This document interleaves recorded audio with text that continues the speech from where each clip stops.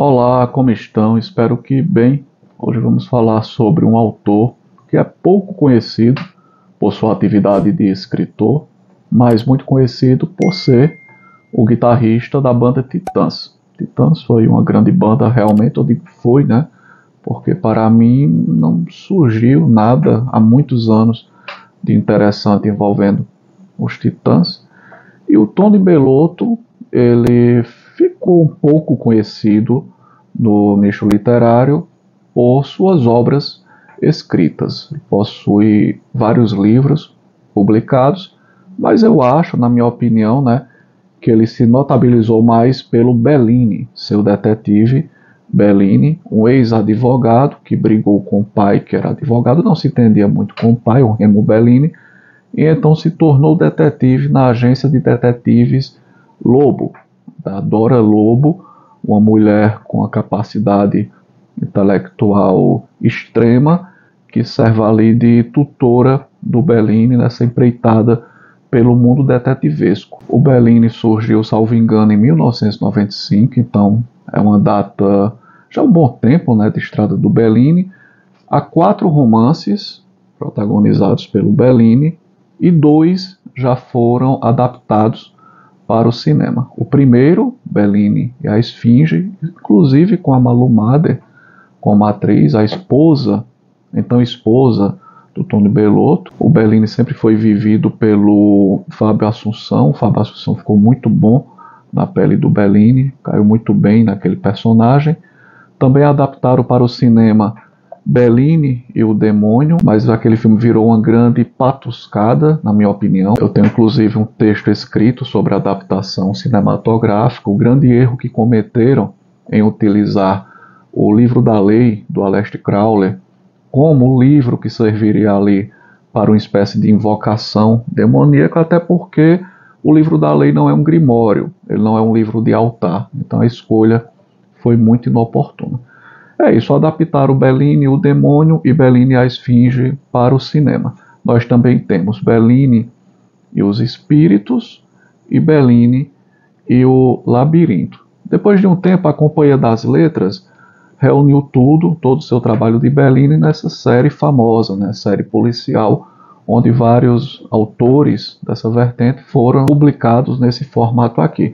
Esse formato já vem de uma reimpressão onde ficou um pouquinho maior. A série policial original era um pouquinho menor, então eles deram uma alongada no romance. O formato do livro, né, ele era mais formato bolso e acabou ficando um formato intermediário. Tony Bellotto é um bom autor, ele escreve bem, só que deixa a desejar em muita coisa na sua atividade de autor de romances policiais. Dá para divertir? Dá. É uma leitura que vale a pena? Sim. Mas onde é que ele falha? A grande sacada da história policial é você soltar pistas que poderiam ser assimiladas pelo leitor, mas não de uma forma que entregue todo o resultado, obviamente, né? Não pode ser óbvio. Mas que quando chega ao final da leitura, você pense, poxa, cara, fazia sentido, tinha aquela série de pistas. É como o seriado Monk. Toda vez que a gente assiste Monk, eu sou um grande fã de Monk, tem até DVDs, eu comprava os DVDs originais de Monk, ele estava sempre ali mostrando durante o episódio acontecimentos, fatos, e você poderia, né, pensar como Monk se tivesse a aguçidade dele. É isso que faz um grande autor policial se tornar um grande autor de romance policial. O Tony Bellotto não. Ele vai desenvolvendo sua trama, e quando chega no final, às vezes ele utiliza um recurso quase como Deus Ex. Então vem tudo de uma vez, um monte de significado, e está aí o culpado. Como por exemplo aqui em Bellini e a Esfinge. Vou dar até um spoiler para tentar explicar o que eu estou falando. Em Bellini e a Esfinge, tudo começa com um médico, pediatra famoso, chamado Rafidigian, é um nome estranho, realmente meio árabe, que procura a agência de detetives da Dora Lobo e diz o seguinte: olha, eu estou procurando uma garota chamada Cynthia, Ana Cynthia. Eu não sei onde ela mora, eu não sei muito sobre ela, mas eu sei que ela é dançarina na boate Der Vixie. Então dá ali uma descrição. Eles saem no encalço de onde estaria essa Ana Cíntia. A suspeita é de que, na verdade, essa Ana Cíntia seria uma mulher chamada Camila ou uma mulher chamada Dinéia. Então eles conseguem fotografias para mostrar ao cliente. Essa daqui, qual dessas é que você está procurando? Porque nós a encontramos e talvez a Ana Cíntia seja um pseudônimo que ela utilizava para você. Nesse processo, o cliente é morto. Ele é encontrado em seu consultório com o rosto totalmente desfigurado, a cabeça fraturada porque bateram numa mesa e pegaram um guarda-chuva, furaram os olhos dele, a face toda dilacerada, uma coisa horrível. Então a coisa se complica. Depois a esposa desse médico se torna a cliente do escritório onde o Bellini trabalha. Então, lá para o meio da trama, a gente descobre que, na verdade, esse médico era um homossexual. Ele tinha um caso com um chileno conhecido como índio, porque era um cara muito musculoso, é um cara muito musculoso que tem uma fisionomia de índio, de indígena. Ele fazia ponto em frente à escola Dante Alighieri e foi ali que esse médico conheceu e ficava utilizando seus serviços de garoto de programa. E ele também participava de shows de sexo ao vivo, inclusive com a Camila e com a Dinéia. Nesse processo, a Dinéia engravidou, o índio queria assumir essa criança, levar uma vida normal, né, sem ser garoto de programa que transa com homossexuais. Então ele disse para o médico em um determinado momento: olha, eu vou largar essa vida porque eu vou ser pai e vou viver com a Ana Cíntia, eu vou me casar com essa Ana Cíntia. Ele inventou isso para tentar fugir das garras desse médico, porque ele era um velho bicha muito possessivo. E o chileno tinha um pouco de medo disso. Pô, esse cara vai ficar me perseguindo se ele souber para onde eu vou e com quem eu vou. Então, ele na verdade diz que quer que encontre a Ana Cíntia, porque encontrando a Ana Cíntia, ele encontraria o índio, o chileno. Só que na verdade isso era tudo uma mentira, não existe Ana Cíntia.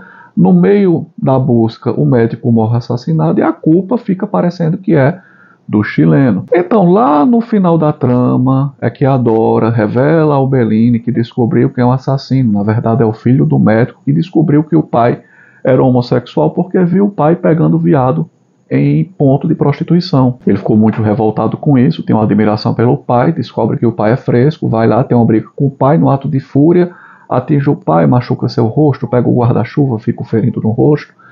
E esse é o assassino. Agora você me pergunta, onde aqui a gente conseguiria entender que o filho é o assassino? Em momento algum, porque as pistas que levariam a esse filho como assassino só são entregues justamente no final, na concretização do romance, quando se fala de roupas sujas de tinta, que na verdade não são tintas, é sangue, se trata do sangue do pai, esse sangue estava nas roupas do filho. Então é que eu digo, aí está um exemplo da falha do Tony Bellotto. Também não existe muito um estilo muito bonito e próprio de escrita do Tony Bellotto, não é aquele tipo de autor que você, pô, esse cara tem um estilo próprio. Não, ele é um escritor genérico.